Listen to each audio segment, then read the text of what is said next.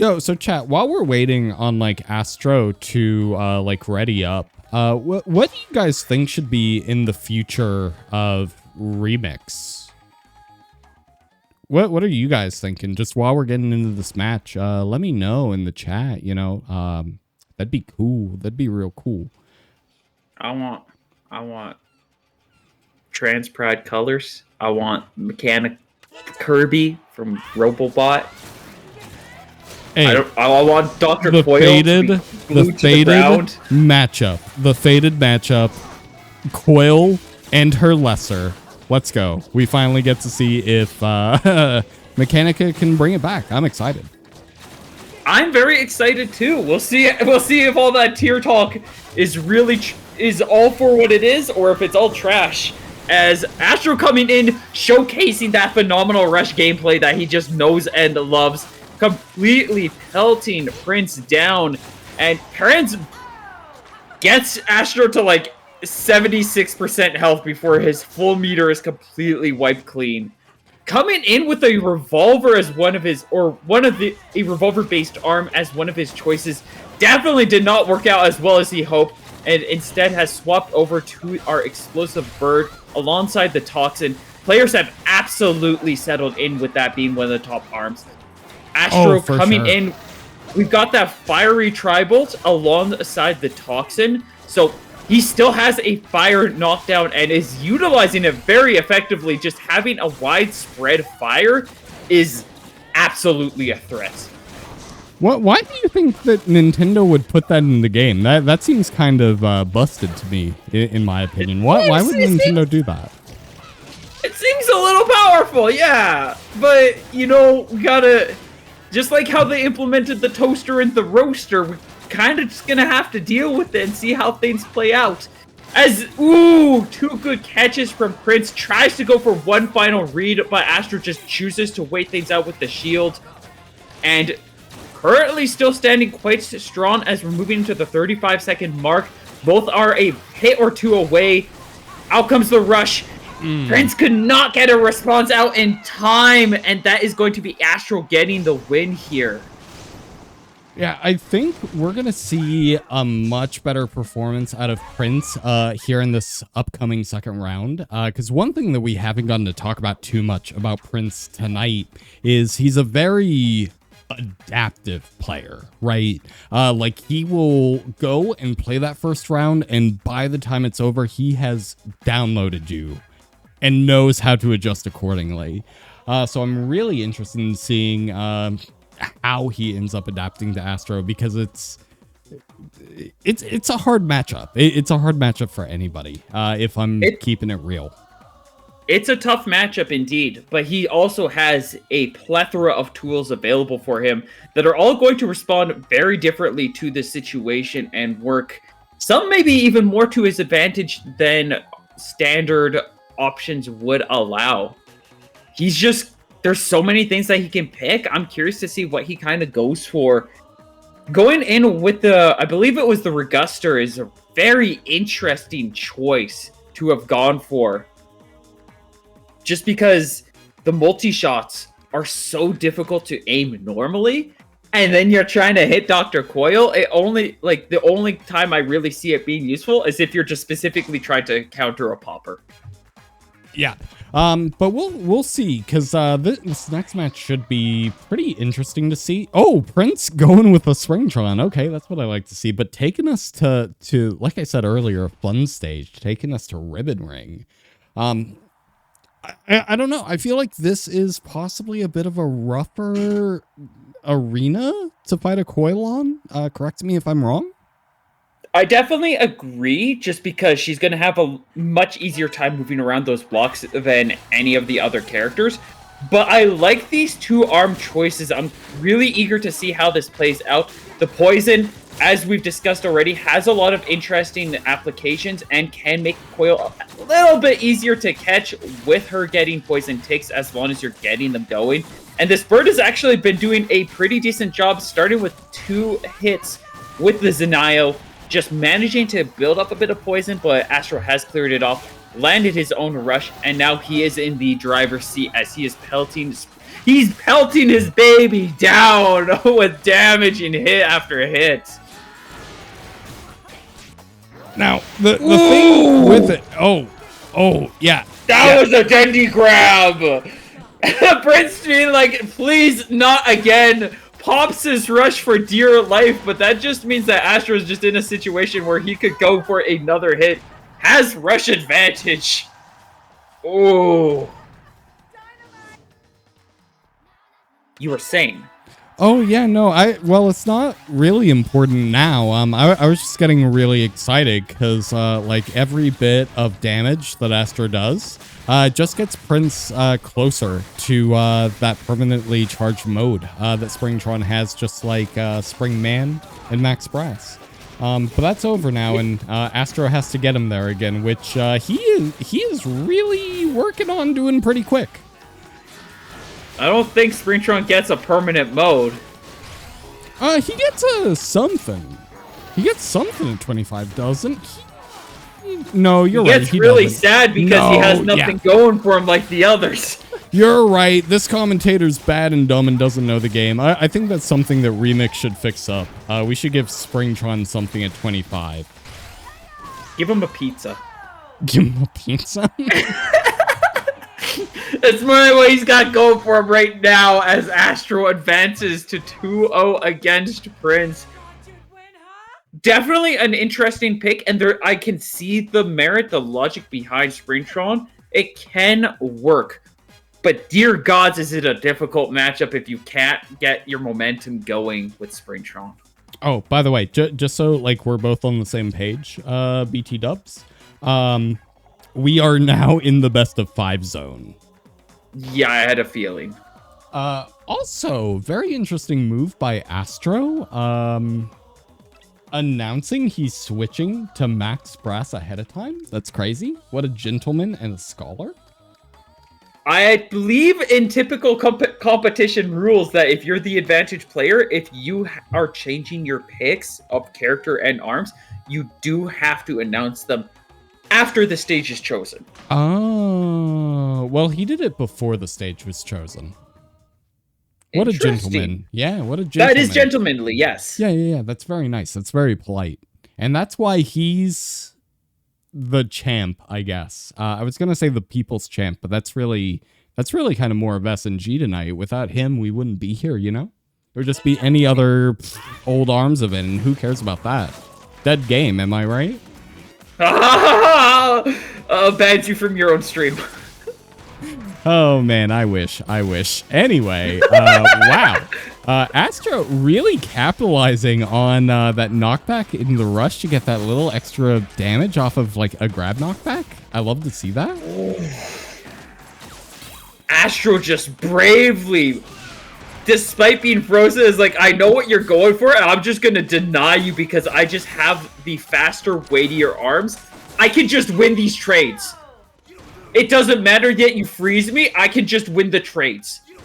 And this is such a rough map for Springtron 2, or at least against Astro, because really Springtron's biggest strength is that EMP charge, right? Whenever he holds that for long enough, it knocks down the opponent's arms if they're going. But Astro's not going to let him get that off. Like, Prince is not going to be able to bait that out. He's been trying, but No, Astro knows. Astro knows what he's up to. He knows how to counter all these setups. He knows how to play around them. And yeah, like, there's a lot that Prince can do, but this is turning it very much into a situation where Prince is having a hard time getting value off of his deflects. He's doing better now, the previous round, and a bit of this round.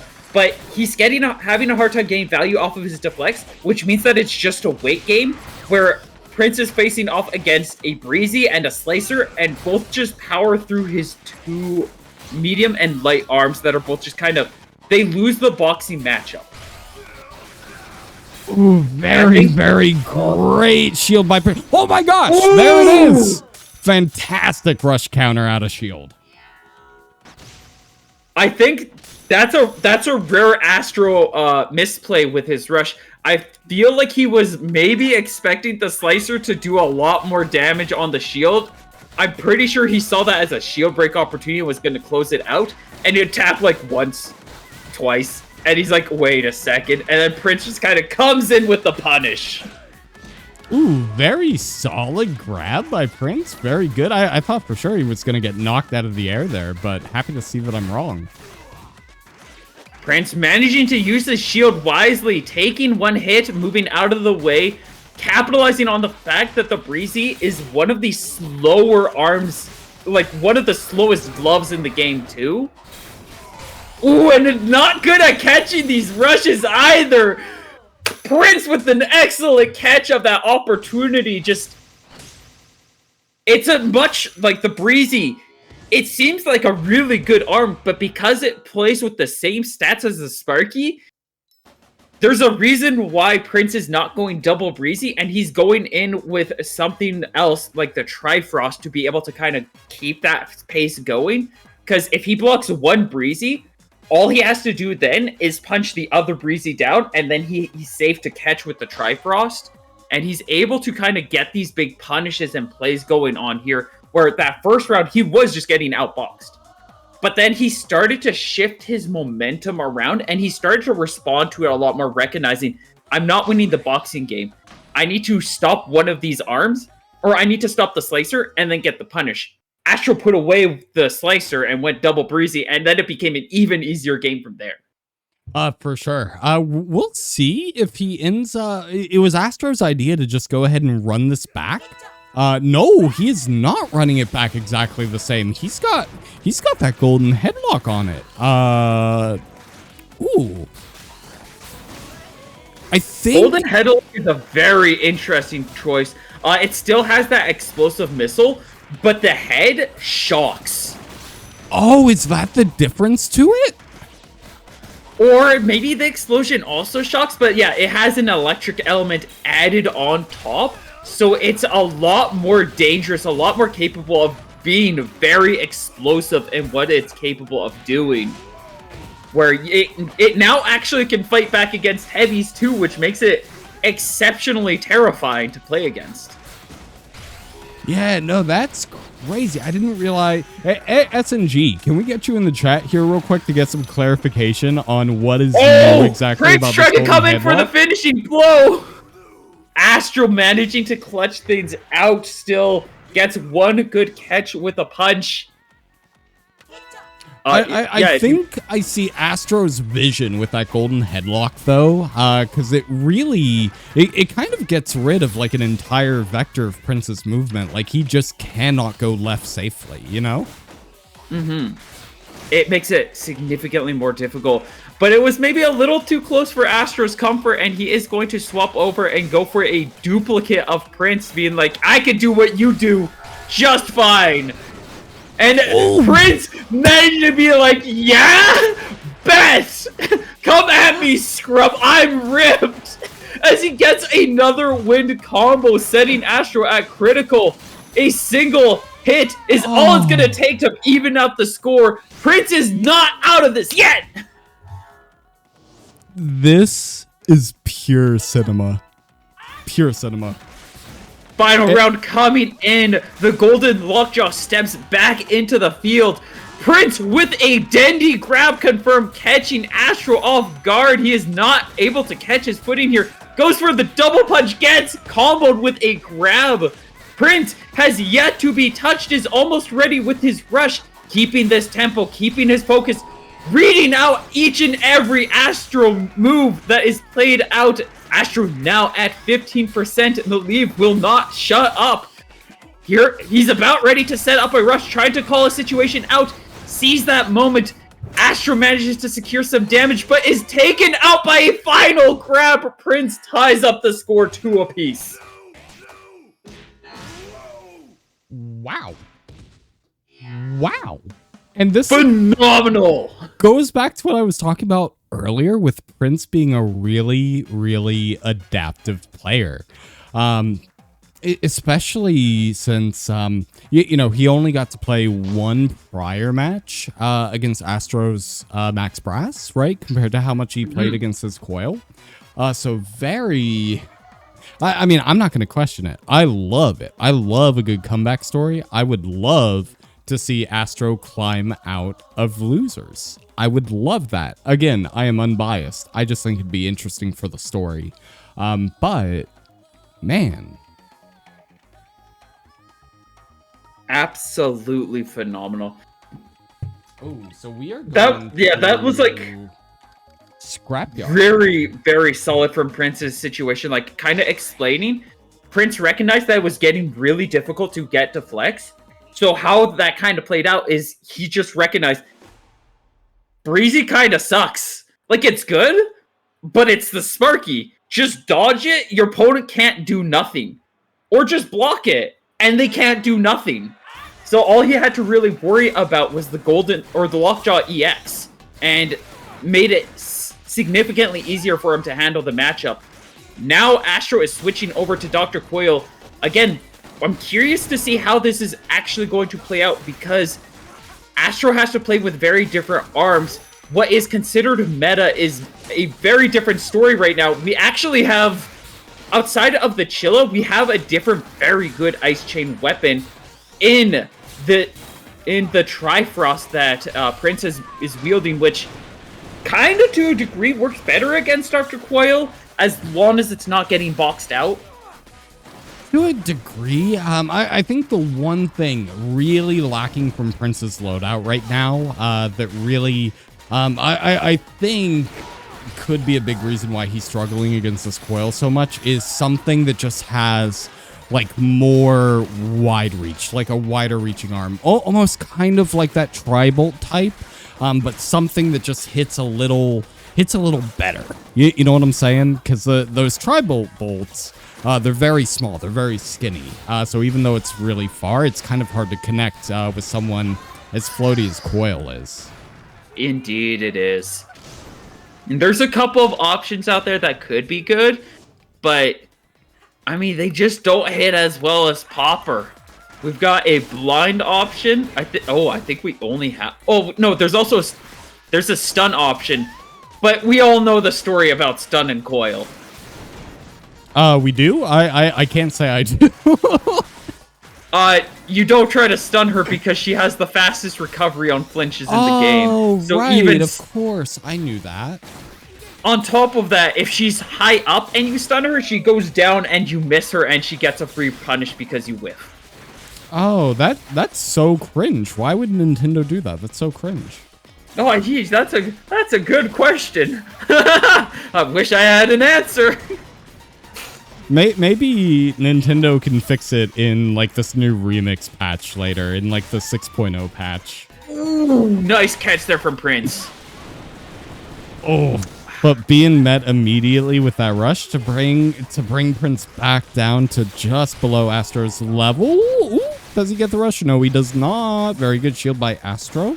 Love it. The nice thing about Breezy, and I think it's one of the things he's trying to go for, but it's really hard to do when you're playing against a player like Astro, is if you hit your opponent with Breezy, or a wind-based arm, you have two options of Sprintron. You can either keep that pressure and that momentum going, or you can wait back a little bit, and you can utilize the time earned to get an EMP off, to get that overcharge and get that powered up state.